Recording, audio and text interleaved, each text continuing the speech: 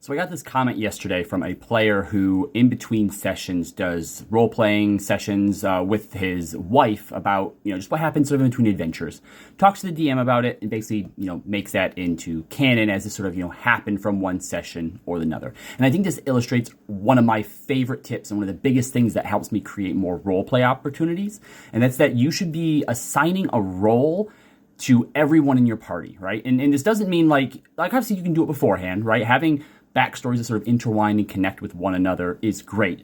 But you can even be brand new to the table, have no connection to any of these party members whatsoever, and still use this tip.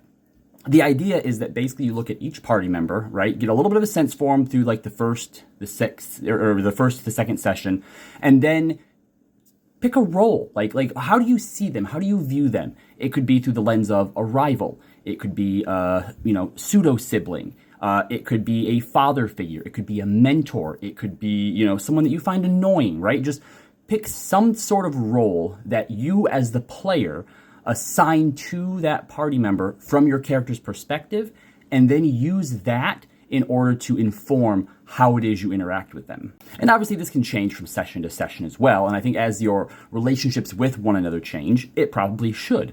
But some examples might be that if you're the ranger in a party, and let's say that your backstory, the thing that you're sort of looking for, the quest you're on, is to find an older sister that ran away from home some time ago. And there's a warlock in your party who their brother disappeared, so they're also looking for a sibling, right? There's a kind of kinship there, and maybe the way that you decide that you approach that is through the lens of a sibling as well. Both of you have lost someone, both of you knows what it's like to have an older sibling, and you might also be missing that within your life. These can also sometimes engage or interact in a way that helps to elevate both of your stories.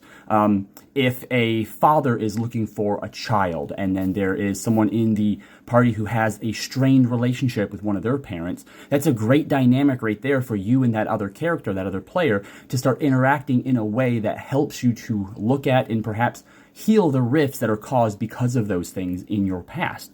You might even look at a paladin as someone who is a leader figure, someone to aspire to be. So here's what I want you to try.